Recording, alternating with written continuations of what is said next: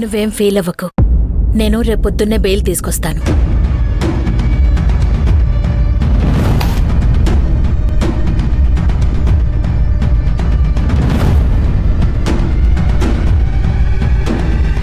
నేను ఫీల్ అవుతుంది అందుకు కాదు మేడం.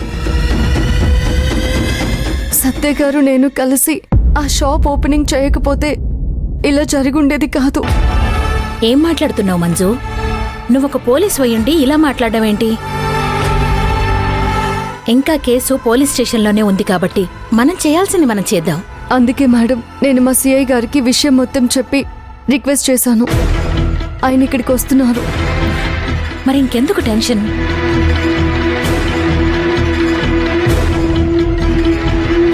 సార్ నా గురించి మీరు ఇలా వచ్చినందుకు చాలా థ్యాంక్స్ సార్.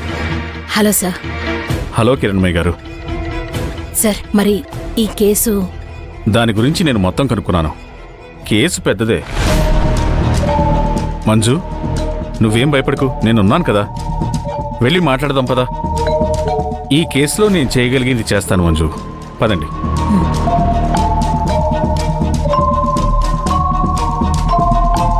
సార్ రండి సార్.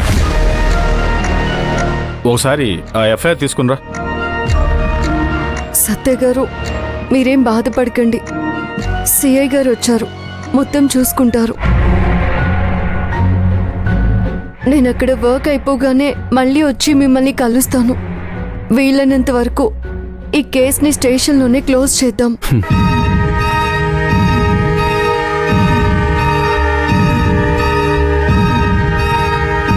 ఈ అమ్మాయి మీకు తెలుసా? సార్ మన డిపార్ట్మెంటే, మీ స్టేషన్లోనే పనిచేస్తుంది. తెలిసి కూడా నువ్వు కేసును పరిశీలించకుండా ఎఫ్ఐఆర్ ఎలా రాస్తావు? సార్ ఎందుకంటే ఆ వినాయకుని విగ్రహాల షాప్లో వీళ్ళ హస్బెండ్ సత్య పార్ట్నర్ కాబట్టి. వాళ్ళిద్దరే ఈ షాప్ ఓపెనింగ్ చేశారు కాబట్టి అనుమానంతో తన మీద కూడా ఎఫ్ఐఆర్ రాయాల్సి వచ్చింది. దీనికి సంబంధించిన ఆధారం ఆ ఫ్లెక్సీనే సార్. కానిస్టేబుల్, ఆ ఫ్లెక్సీ తీసుకునిరా. ఓపెన్ చేసి చూపించు.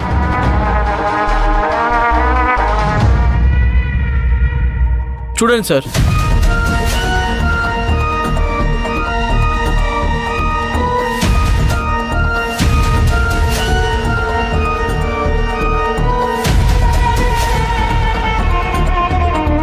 సరే, ఈ కేసు గురించి నాకు ఎక్స్ప్లెయిన్ చేయి.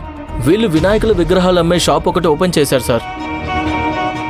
అందులో ఒక విగ్రహం కొన్న వ్యక్తి ఇంటికి తీసుకెళ్ళాక వాళ్ళ పిల్లలు ఆ విగ్రహాన్ని కింద పడేయడంతో అందులో ఉన్న బాంబు బయటపడింది సార్.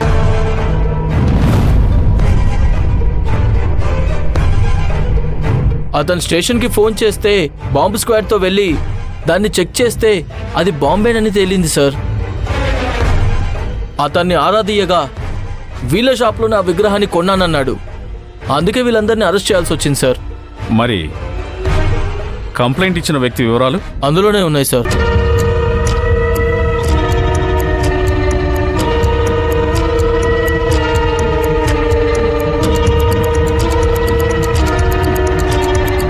మళ్ళీ ఈ అడ్రస్ రీచెక్ చేశారా? లేదు సార్. బాంబు ఎక్కడుంది? ఫోరెన్సిక్కి పంపించాను సార్. రిపోర్ట్స్ ఇంకా రాలేదు, కాసేపట్లో వస్తాయి. ఎస్ఐ గారు, మీరు ఆ కంప్లైంట్ ఇచ్చిన వాళ్ళని మళ్ళీ ఇన్వెస్టిగేట్ ఎందుకు చేయలేదు? చేద్దాం మేడం, మనమే వెళ్ళి స్వయంగా అన్ని చెక్ చేద్దాం. ఫోరెన్సిక్ రిపోర్ట్స్ వస్తాయి కదా, ముందు అవి రానివ్వండి.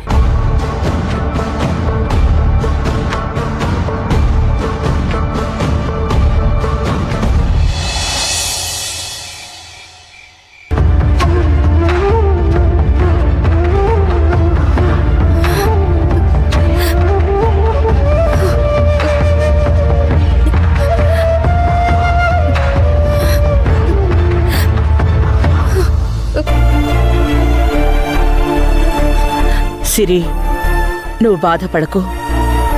నువ్విలా ఒంటరిగా ఉంటే సత్యానే గుర్తుకొస్తుంటాడు. ఈ ఒక్కరోజు రాత్రికి మాతో పడుకుందువు గాని రా. నాకెలా నిద్ర పడుతుంది అత్తయ్య. ఆయన స్టేషన్లో ఎలా ఉన్నారో ఏంటో. నేనున్నాను కదా, నేను చూసుకుంటాను.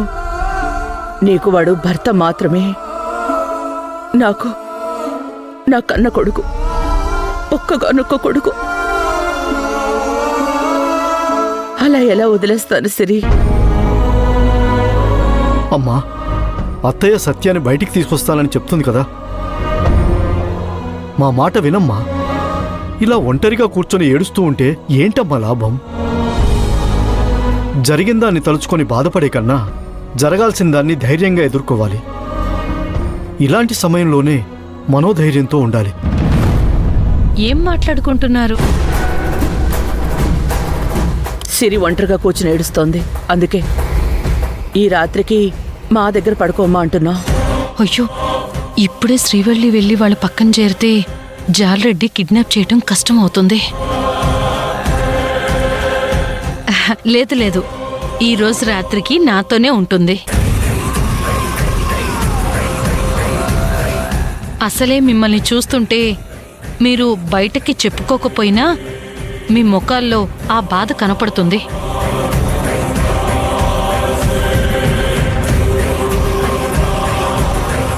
మిమ్మల్ని చూస్తే తను ఇంకా బాధపడుతుంది.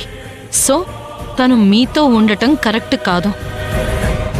ఇలాంటి సమయంలో నా అన్న వాళ్ళు పక్కనుంటేనే ధైర్యంగా ఉంటుంది దాక్షాయణి గారు. అంటే మీరు నన్ను పరాయిదాన్లా చూస్తున్నారా? అ, అ, నా ఉద్దేశం అది కాదు. మీ దగ్గర ఉండటం కంటే నా దగ్గరుంటేనే సిరి ధైర్యంగా ఉంటుంది. కావాలంటే సిరినే అడగండి.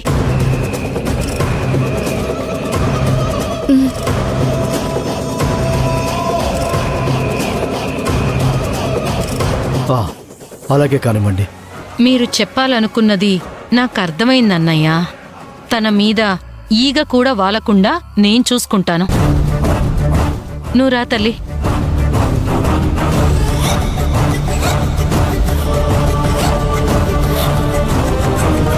అమ్మా సిరి, ధైర్యంగా పడుకో. తెల్లారేలోపు సత్యబాబు ఇంట్లో ఉండే విధంగా నేను చూస్తాను. సరేనా?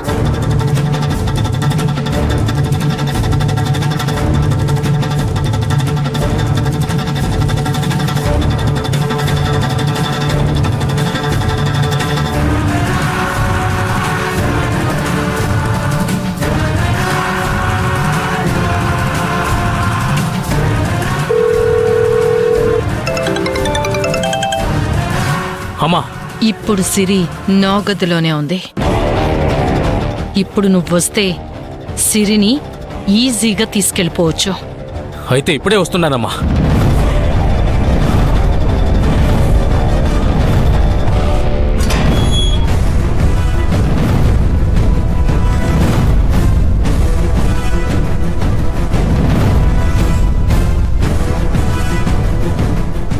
పడుకో. ఈ ఇంటితో నీకు రుణం తీరిపోతుంది. తెల్లారితే ఈ మనుషులతో నీకు సంబంధమే ఉండదు.